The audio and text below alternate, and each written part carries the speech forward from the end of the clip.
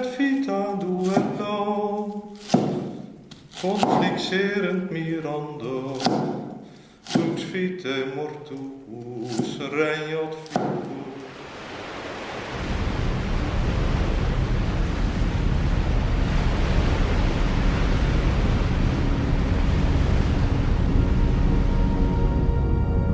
In this year, dire portents appeared over Northumbria and sorely frightened the people. They consisted of immense whirlwinds and flashes of lightning, and fiery dragons were seen flying in the air.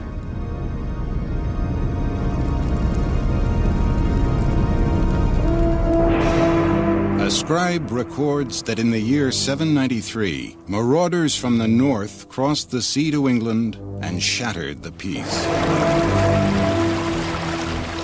Pagans in search of treasure, they surprised the defenseless monastery of Lindisfarne.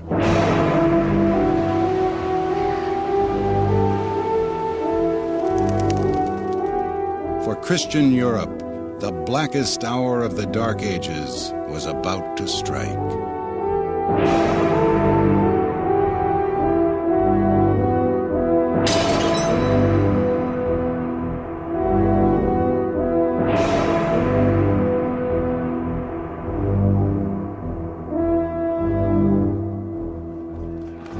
They came to the church, laid everything waste with grievous plundering, trampled the holy places with polluted feet, dug up the altars and seized the treasures. They killed some of the brothers, some they took away with them in fetters, and some they drowned in the sea.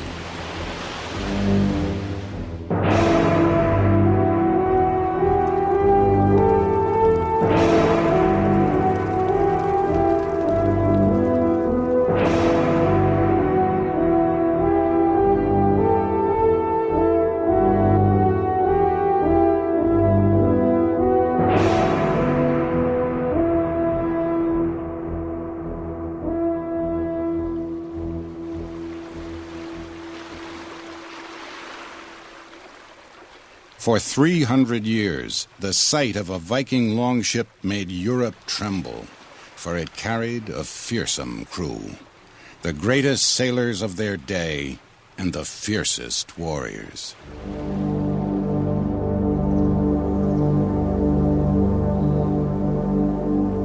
From the lands now called Norway, Sweden, and Denmark, young men sought their fortune at sea. Some went in peace to settle new lands. Some went to trade. Some to plunder.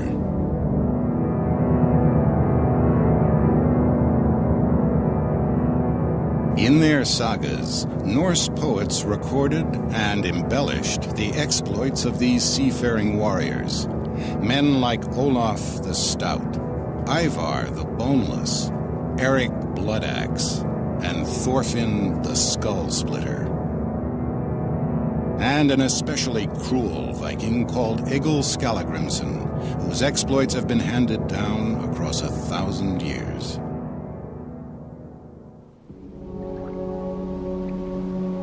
Egil's father was from Norway, but having backed the wrong side in a dispute, he had been forced to flee to Iceland.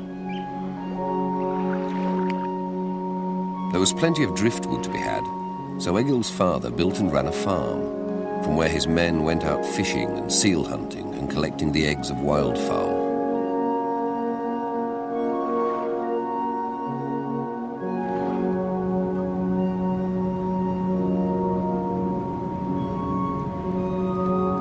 Egil was born around 900 AD and raised in a small village. Just a few huts and longhouses.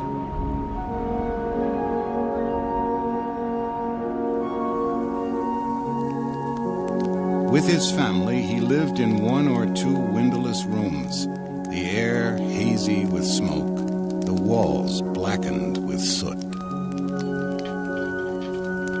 An Arab trader from a more civilized land was shocked by some of the Viking customs he witnessed. Anyone who slaughters an animal by way of sacrifice has a pole outside his house and hangs the sacrificed animal there. I have never heard such horrible singing. It's like a growl coming out of their throats, like the barking of dogs, only much more beastly. If a weak child is born there, it's thrown into the sea to save bringing it up. Egil was by no means a weak child. Like other boys, he played at war and watched in awe as his elder brothers and his father went off each spring to adventures Egil could only imagine and envy. It soon became obvious that Egil was going to be just as black-haired and ugly as his father. By the time he was 3 years old, he was as big and strong as a boy of 6 or 7 years. When it came to playing with the other lads, he was a hard one to handle.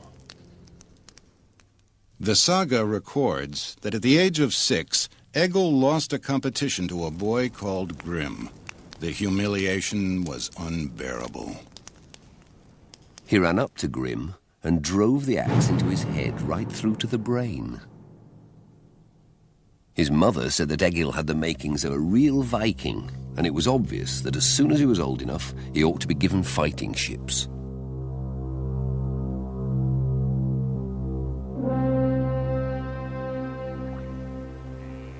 In Egil's time, Christianity had not yet worked its way up the fjords of the Norse lands. The Vikings still worshipped a pantheon of gods. Thor rode with the thunder in the sky, and Freya brought fertility to the land. These deities would prove immortal in the form of Thursday and Friday.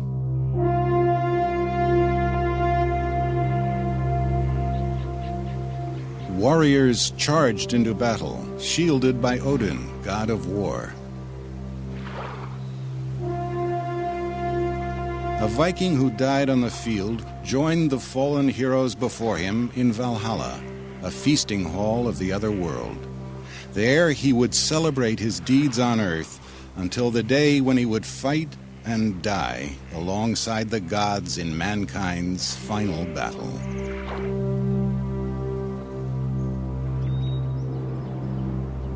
His destiny already ordained, Egil spent his childhood wrestling, dueling, and hunting, perfecting the makings of a real Viking.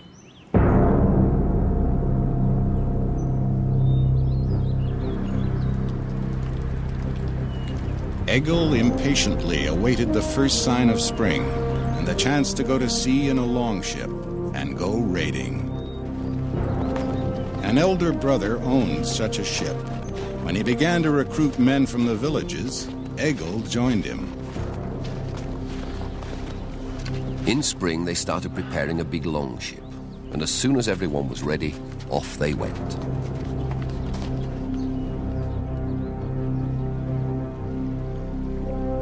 The skill of every warrior would be tested anew in the months at sea. Young Egil himself was embarking on a voyage that would change his life. The word Viking means men of the inlet. As boat builders, these men were unrivaled.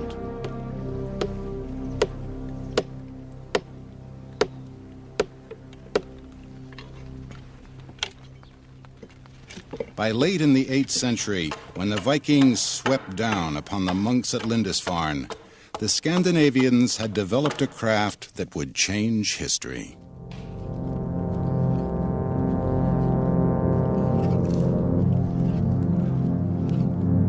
Whether 60 feet long or 120, a warship's keel was carved from the stout trunk of a single oak.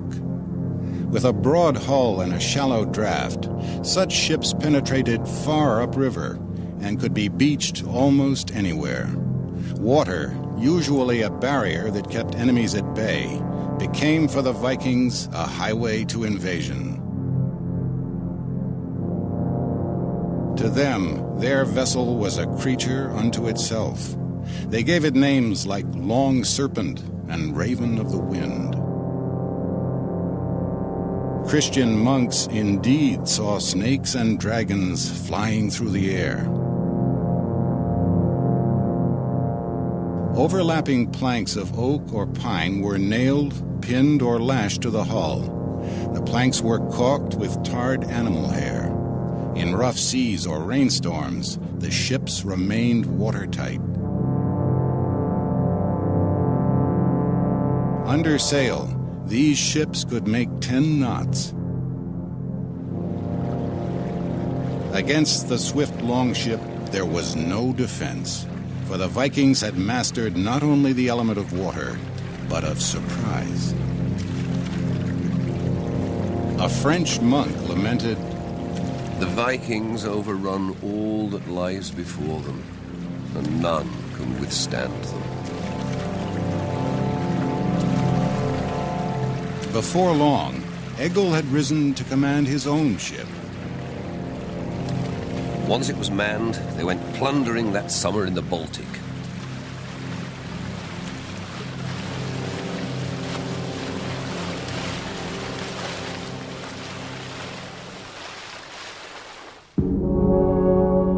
During long stretches at sea, Egil and his crew would pass the time playing board games, such as Capture the King.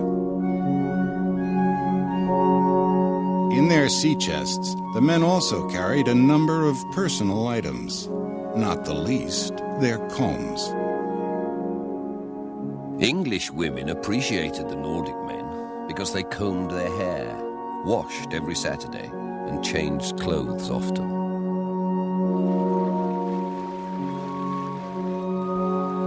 After making many raids and winning a great deal of loot, Egil sailed into the Baltic to Courland, in what is now Latvia.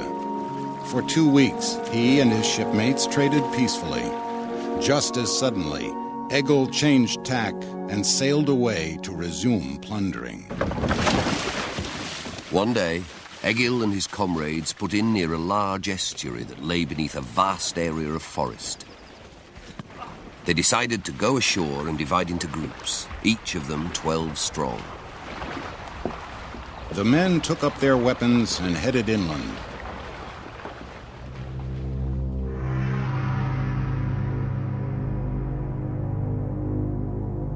Egil carried an iron sword more than 3 feet long called Adder, a sleek serpent that unleashed death whenever it struck.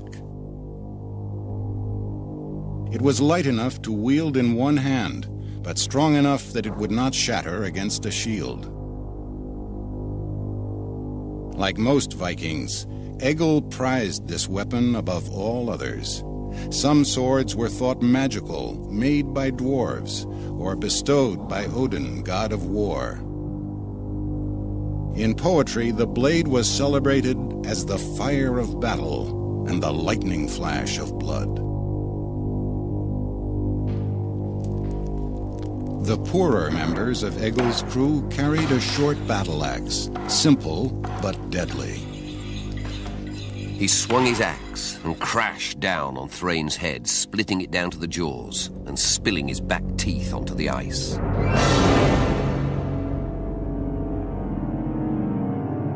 Warriors who could afford to wore an iron helmet, which, despite legend, was never horned. The wealthy girded themselves with mail, made of thousands of interlocking links. And every warrior carried a round wooden shield.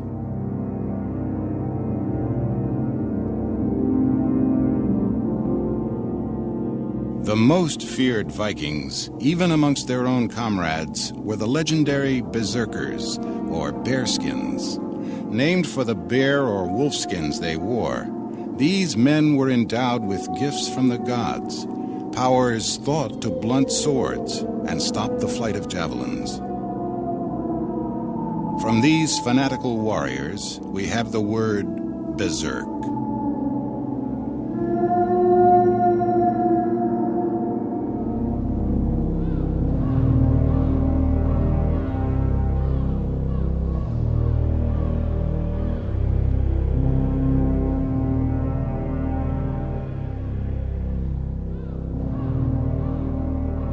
Egil had walked through the forest with his 12 men. Not far away was a farmstead, so they made for it. and on reaching it, they charged into the building. I've borne the blood-stained sword and bitter spear shaft, the raven at my right hand. As we raiders strove forward, burning for battle, we made their barns blaze. Gory at their gates groaned those fast sleepers.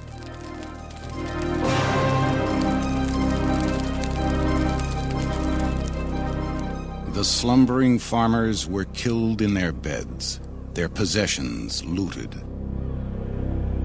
Each man gathered his own load and carried it out. Egil picked up a big jewel case, and with that under his arm, he went with his men towards the wood.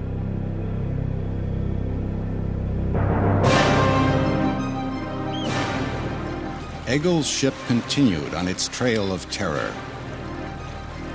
Late in the summer, they sailed for Denmark to lie in wait for trading vessels and plunder wherever they could. So it went, stealing treasures of silver and gold from helpless monasteries and taking slaves from coastal villages. But having amassed great wealth, Viking raiders sometimes chose not to fight, but trade. Treasure and slaves could be bartered for Mediterranean wines, Eastern spices, and Persian leather. Their most valuable ornaments are ceramic beads, which are kept on the ships. They bargain for them, put them on a chain, and give them to their women as necklaces. As traders and seafarers, the Vikings left their mark throughout Europe. Russia owes its name to Norse traders called Rus. Normandy, too, was settled by the men from the north.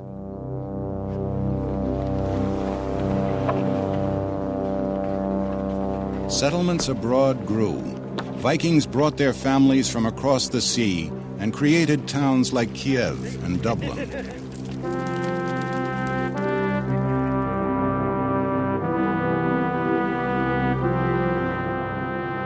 Journeying far to the east, Viking mercenaries formed a bodyguard to the Christian emperor of Byzantium.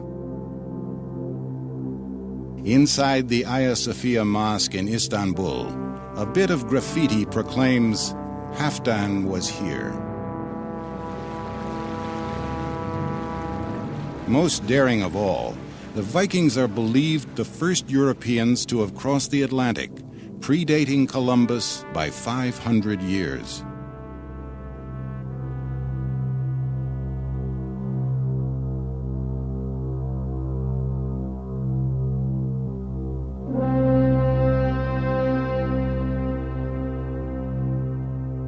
For Egil, the spoils of battle were plenty, silver, gold, and slaves. But rather than savoring his plunder, he was lured back to sea by the thrill of the raid.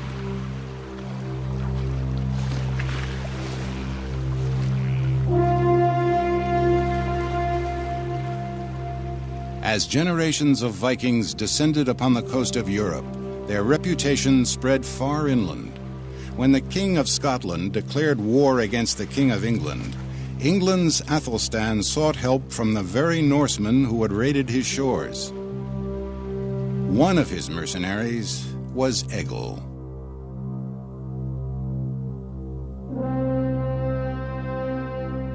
Because England was a Christian country, Egil first had to be baptized. Then, with 360 fellow Vikings under his command, he joined the English king. Athelstan challenged his opponent to a pitched battle. It was the custom in those days that once a field of battle had been declared for a king, he could not honorably wage war until the battle had been fought. At the appointed time, both armies engaged. Egil marched ahead, urging them forward and brandishing the sword adder, striding in front and hewing men down left and right.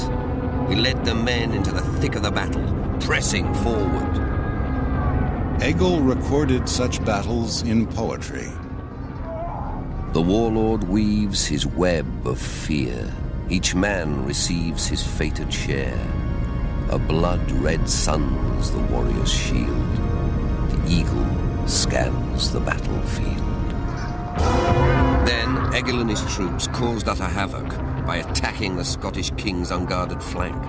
The whole column gave way and began to disintegrate, and the Vikings raised the cry of victory.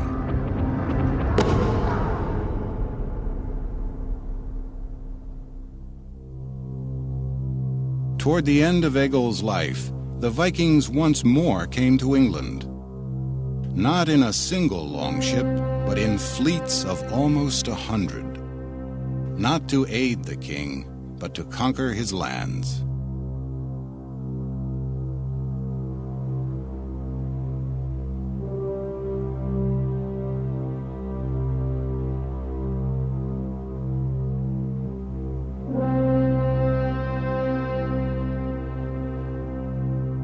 For this race of warriors, death came early through disease or battle.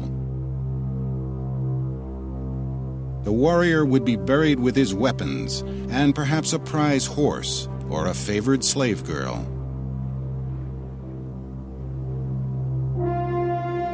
His grave would be outlined by stones in the shape of a longship, the vessel that would carry him to the next world. A few might be honored with a monument alongside a footpath.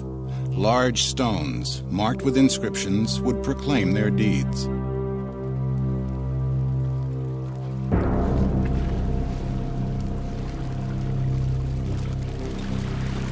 The greatest warriors received the highest honor of all, a boat burial, provisioned with riches for the journey to Valhalla. For Egil, death came slowly. I flounder by the fireside, ask females for mercy. Time passes tediously. I tarry here alone, an old, senile elder.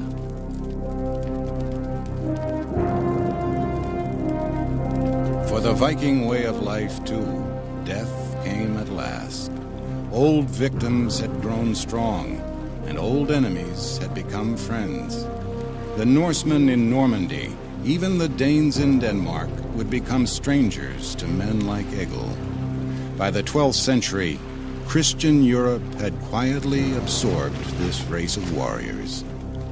With the passing of the Vikings, no more would dragons be seen flying in the sky. No more would good Christians have need to whisper their prayer of 300 years. From the fury of the Northmen, good Lord, deliver us.